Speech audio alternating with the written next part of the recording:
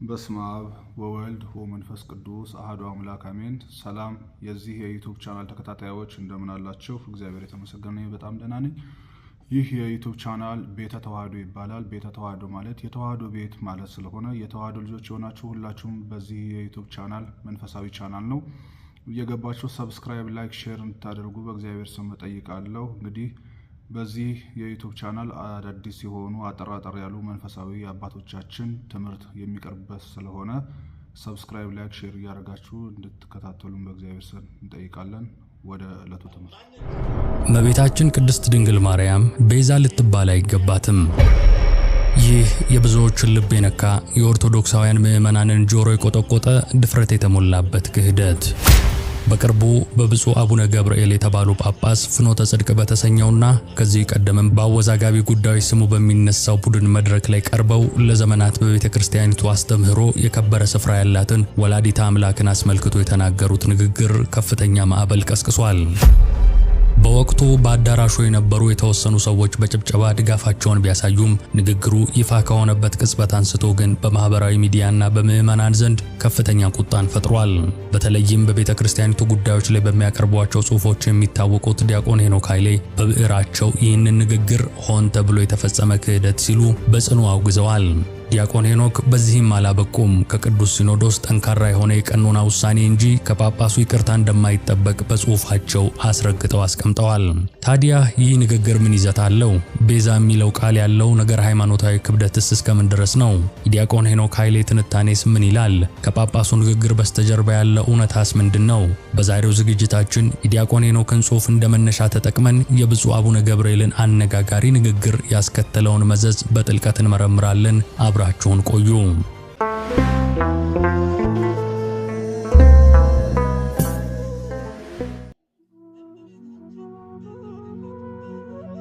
ከዚሁ ጋር በተያያዘ ቅዱስ ሲኖዶስ ዛሬ ሚያዝያ 15 2017 ዓመተ ምህረት ብፁዕ አቡነ ገብርኤል ቅድስት ድንግል ማርያምን በማስመልከት ባስተላለፉት ትምህርት ዙሪያ ተወያይቷል። ሲኖዶስ ዛሬ ማለዳ ባደረገው መደበኛ ስብሰባ ብፁዕ አቡነ ገብርኤል ባሳለፍነው አርብ በስቅለት ዕለት በፍኖተ ጽድቅ ቴሌቪዥን በቅድስት ድንግል ማርያም ዙሪያ ያስተላለፉትን ትምህርት በተመለከተ ውይይት አድርጓል። በብፁዕነታቸው የተላለፈውን ትምህርት ዝርዝር ሁኔታ በመመርመርም ውሳኔ ለማስተላለፍ ይቻል ዘንድ የቋሚ ሲኖዶስ አባላት በምልአት በተገኙበት ለአርብ ሚያዝያ 22 ቀን 2017 ዓ.ም ቀጠሮ ይዟል። ነገራችንን ዲያቆን ሄኖክ ኃይሌ በሚያዝያ 15 2017 ዓ.ም በማህበራዊ መገናኛ ገጻቸው ላይ ባሰፈሩት ጽሑፍ እንጀምር። ዲያቆኑ እንዲህ በማለት ይጀምራሉ። ሰዎች ማን እንደሆኑ ሲያሳዩ በመጀመሪያው ቀን እመናቸው ትላለች ማያ አንጀሎ። ይህንን ጽሑፍ ከትናንት በስቲያ ጽፌው ስሜታዊ ሆኜ እንዳይሆን በሚል ትንሽ ቆይቼ ልመልከተው ብዬ አሳደርኩት። በቆይታ ሐሳቤ ሊቀየር ስላልቻለ እንደወረደ ለጥፌዋለሁ። የምናገረው ነገርም እሳቸው ስለ ድንግል ማርያም ከተናገሩት አይከፋም። ነገር ሃይማኖታዊ መልስ ከበቂ በላይ በአደባባይ ተሰጥቶበታል። ጉዳዩ ላይ ግን የምለውን ልበል። ፍኖተ ጽድቅ የሚባል ባጭ ቤተ ክርስቲያን ላይ ከወጣ ጀምሮ አንዴ ዘፈን በሚመስል መዝሙሩ፣ አንዴ ምንፍቅናን በሚያጋሳ ስብከቱ ምዕመናንን ሲያወዛግብ ሰንበትበት ብሎ ነበር። ጌታ በወንጌሉ በድን ባለበት በዚያ አሞራዎች ይሰበሰባሉ እንዳለው የፍኖተ ድቅድቅ ባለቤት ሙዳ ሥጋ ይጣላል ብለው ተስፋ ያደረጉ ሰዎች ዙሪያውን ስለከበቡት ላለፉት ጥቂት ዓመታት ቤተክርስቲያን ከነንፍጡ ካልወደደችው ብለው ሲሟገቱ ከርመዋል። በመሰረቱ ሁኔታው ሰውየው ድሃ ቢሆን ኖሮ ገና ድሮ ተወግዞ ነበር እንድል ያደርገኛል። ቅዱስ ሲኖዶስ ይህንን ማህበር ለማጥራት ጊዜው አሁን ነው። ከኛ ወገን ነህን ወይስ የሚል ኢያሱዋዊ ጥያቄ ለመጠየቅ ጊዜው አሁን ነው። ሰሞኑን ደግሞ በፖለቲካ ቤዛነት የተሾሙ የሆኑ አንድ ጳጳስ ድንግል ማርያም ቤዛ አትባልም ብለው በፍኖተ ድቅድቅ አዳራሽ ሲያስጨበጭቡ ሰማን። ከንዑሰ ክርስቲያን ያነሰ ዕውቀት ያላቸው እኚህ ጳጳስ ሽልማት እንደሚጠባበቅ አዝማሪ ሰውየውን ያስደስታል ብለው ያሰቡትን ሁሉ ሲዘባርቁ ነበር። ከቅርብ ዘመናት ወዲህ እንደ ፓስተር ለማውራት የሚጋጋጡ አባቶችን ማየት ከጀመርን ሰነበትን። አይናቸውን አስሬ የሚጨፍኑ ግድ እየተጨነቁ ባለማውጣት የሚታገሉ አሁን በልሳን ለፈለፉ ብለን በስጋት የምናያቸው ምሁር ለመባል የቤተ ክርስቲያንን ነባር እሴቶች የሚያጥላሉ የቤተ ክርስቲያን ማዲያቶች ብቅ ካሉ ሰነበቱ። የአሁኑ ጳጳስ ትንሽ የሚለዩት ምንም ፈሊጥ የሌለውና ሳይለሳለሱ ስለሚናገሩ ብቻ ነው።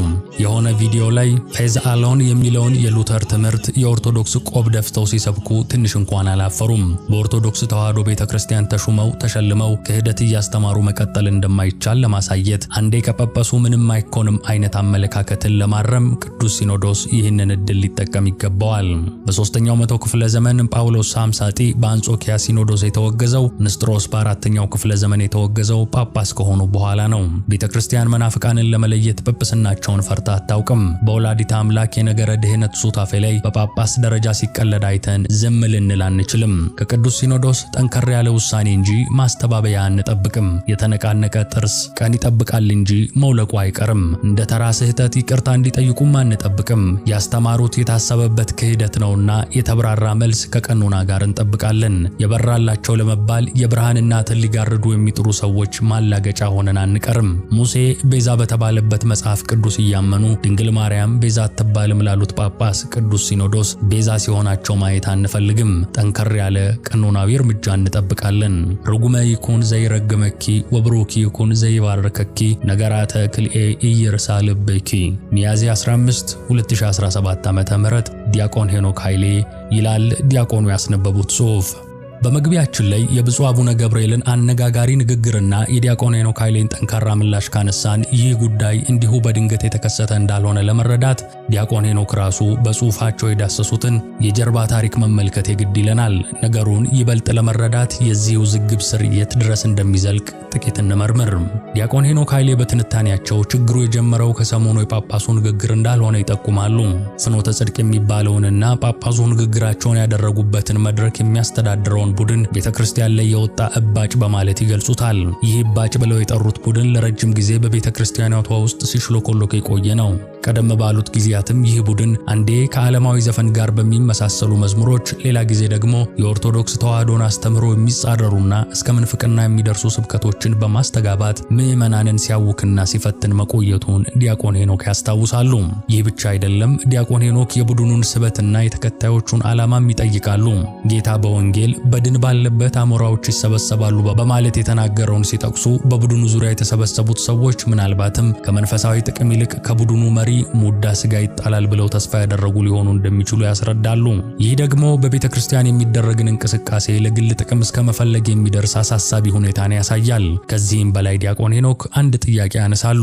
ይህ ቡድን ወይም መሪው ምናልባትም ሀብትና ተጽዕኖ ባይኖረው ኖሮ ይህን ያህል ጊዜ ሳይወገዝ ይቆይ ነበር ወይ የሚለው ሐሳባቸው በቤተክርስቲያኒቱ ውስጥ ተጠያቂነት መደብዘዙን ይጠቁማል። ዲያቆን ሄኖክ ትኩረታቸውን ከፍኖተ ጽድቅ ቡድን በመጠኑ አውጥተው በቤተክርስቲያኒቱ ውስጥ እየተመለከቱት ስላለው ሰፋ ያለ አዝማሚያም ያነሳሉ። ከቅርብ ጊዜ ወዲህ አንዳንድ አባቶች ከኦርቶዶክሳዊ አገልግሎት ዘይቤን እየለቀቁ የፕሮቴስታንት ፓስተሮችን ለመምሰል የሚጋጋጡበት ሁኔታ መኖሩን በጸጸት ይገልጻሉ። በስብከት መድረክ ላይ አይናቸውን በመጨፈንና በግድም ባለማውጣት በመታገል ስሜታዊነትን ለማሳየት መሞከር እንዲሁም በድንገት በልሳን እንዳይለፈልፉ እስከ መሳቀቅ የሚያደርስ እንግዳ ባህሪ ማሳየት የኦርቶዶክሳዊ ሥርዓት እንዳልሆነ ያስረዳሉ። ከዚህም ባሻገር ምሁር ለመባል ወይም ዘመናዊ ለመምሰል ሲሉ የቤተክርስቲያኒቱን ጥንታዊና ነባር እሴቶችን የሚያቃልሉና የሚያጣጥሉ አገልጋዮችን የቤተክርስቲያን ማዲያቶች ሲሉ ገልጿቸዋል። ወዲያውኑ አወዛጋቢ ንግግር መነሻ ስንመለስ ዲያቆን ሄኖክ ስለ ብፁዕ አቡነ ገብርኤል ያላቸውን ምልከታም ያጋራሉ። ጳጳሱ የተሾሙት ከትክክለኛው መንፈሳዊ መመዘኛ ይልቅ በፖለቲካዊ ውለታ ወይም እንደሳቸው አገላለጽ ቤዛነት እንደሆነ ይናገራሉ። ከዚህም በላይ ጳጳሱ ያላቸው የነገር ሃይማኖት ዕውቀት እጅግ ውስን መሆኑን ከንዑሰ ክርስቲያን ያነሰ ዕውቀት ያላቸው በማለት ያስረዳሉ። ዲያቆን ሄኖክ ይህንን የሚሉት እንዲሁ አይደለም። ጳጳሱ ቀደም ሲል የኦርቶዶክስ ተዋሕዶ ቆብ ደፍተውና ልብሰ ጵጵስና ለብሰው የማርቲን ሉተርን የፕሮቴስታንት አስተምህሮ የሆነውን በእምነት ብቻ መዳን ሲያስተምሩ የሚያሳይ ቪዲዮ መኖሩን በማስታወስ በወቅቱ ምንም አይነት አፍረት እንዳልተሰማቸው በመግለጽ የጳጳሱን ድርጊት የረጅም ጊዜ ችግር አካል እንደሆነ ለማሳየት ነው። ዲያቆን ሄኖክ ኃይሌ እንደሚነግሩን ከሆነ የብፁዕ አቡነ ገብርኤል የሰሞኑ ንግግር ከዚህ ሁሉ የጀርባ ታሪክ ማለትም ከፍኖተ ጽድቅ አወዛጋቢ ማንነት፣ በቤተክርስቲያኒቱ ውስጥ ከሚታዩት አሳሳቢ አዝማሚያዎችና ከራሳቸው ከጳጳሱ ቀደምት ድርጊቶች ጋር ተያይዞ ሲታይ የአንድ ትልቅና ውስብስብ ችግር የቅርብ ጊዜ መገለጫ ነው ማለት ይቻላል። ይህ የጀርባ ታሪክ ዲያቆን ሄኖክ ለምን ጠንካራ አቋም እንደያዙና ከቅዱስ ሲኖዶስ ምን እንደሚጠብቁ ለመረዳት ወሳኝ ነው። አሁን ደግሞ በዚህ አነጋጋሪ ርዕስ ውስጥ ዋነኛ ተዋናይ የሆኑትን አካላትና የያዙትን አቋም በዲያቆን ሄኖክ ኃይሌ ጽሑፍ ጽሑፍ መነጽርነት እንመርምር። እያንዳንዱ አካል በዚህ ድራማ ውስጥ ያለው ሚናና አቋም ምንድነው? የውዝግቡ ማዕከል የሆኑት ብፁዕ አቡነ ገብርኤል የውዝግቡ ማዕከል የሆኑት እኚህ ጳጳስ ናቸው። ዋናው ድርጊታቸው ከላይ እንደተጠቀሰው በፍኖተ ጽድቅ መድረክ ላይ ተገኝተው እመቤታችን ድንግል ማርያም ቤዛ አትባልም በማለት መናገራቸው ነው። ዲያቆን ሄኖክ ይህንን ንግግር በጽኑ ያወግዙታል። ጳጳሱን የሚከሷቸው በዋናነት በ3 ነጥቦች ነው። አንደኛ፣ ይህ ንግግራቸው የስህተት ወይም የአፍ ወለምታ ሳይሆን ሆን ተብሎ የተነገረ የታሰበበት ክህደት ነው ይላሉ።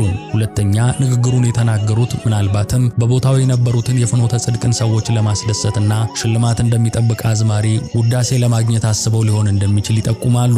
ሶስተኛ፣ ከዚህ ቀደምም የፕሮቴስታንት አስተምህሮን ሲያስተምሩ እንደነበር በመጥቀስ የነገረ ሃይማኖት ዕውቀታቸው አናሳ መሆኑንና ለኦርቶዶክሳዊት ቤተክርስቲያን አስተምህሮ ታማኝ እንዳልሆኑ ይሞግታሉ። ሁለተኛ፣ ፍኖተ ጽድቅ ይህ ቡድን የጳጳሱን አወዛጋቢ ንግግር ያስተናገደው መድረክ ነው። በዲያቆን ሄኖክ እይታ ይህ ቡድን ለችግሩ መባባስና ለመናፍቃዊ አስተሳሰቦች መስፋፋት መድረክ በመሆን ጉልህ ሚና ይጫወታል። ዲያቆን ሄኖክ ቀደም ሲል እባጭ ብለው የገለጹት ይህ ቡድን በቤተክርስቲያኑ አስተምህሮ ላይ ለሚነሱ ቅጽታዎችና ለሚዛነፉ ንግግሮች መድረክ ሆኖ መገኘቱ በራሱ የችግሩ አካል መሆኑን ያሳያል። ዲያቆን ሄኖክ በጽሑፋቸው እንደጠቆሙት የሚጠብቁት ማስተባበያ ሳይሆን ጠንከር ያለ ውሳኔና የተብራራ መልስ ከቀኖና ጋር ነው። ስለዚህም የሁሉም አይን አሁን ወደ ቅዱስ ሲኖዶስ ውሳኔ ያነጣጥራል። በተጨማሪም ዲያቆን ሄኖክ በወላዲተ አምላክ የነገረ ድህነት ሱታፌ ላይ በጳጳስ ደረጃ ሲቀለድ አይተን ዝም ልንል አንችልም በማለት የጉዳዩን ክብደትና የእመቤታችንን ማዕከላዊነት ያጎላሉ። አስቀድመን እንደገለጽነው የክርክሩ እምብርት ብፁዕ አቡነ ገብርኤል ድንግል ማርያም ቤዛ አትባልም ማለታቸው ነው። ይህ ቤዛ የሚለው ቃል በኦርቶዶክስ ተዋሕዶ አስተምህሮ ውስጥ እጅግ ጥልቅና ሰፊ ትርጉም ያለው ከፍ ያለ ክብርን የሚገልጽ ነው። በቀጥታ ሲተረጎም አዳኝ፣ መድህን፣ ዋስ የሚሉትን ትርጉሞች ያካትታል።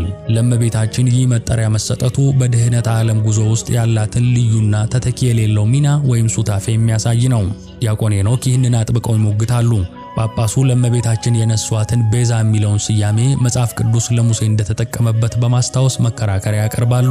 ኦሪት ዘጸአት ላይ እግዚአብሔር ሙሴን ለእስራኤላውያን ቤዛ አድርጎ እንደላከው ተጽፏል። ዲያቆን ሄኖክ ሙሴ ቤዛ በተባለበት መጽሐፍ ቅዱስ እያመኑ ድንግል ማርያም ቤዛ አትባልም ላሉት ጳጳስ ሲሉ ይህንን ንጽጽር በማቅረብ የጳጳሱን ንግግር ስነ መለኮታዊ ክፍተት ያሳያሉ።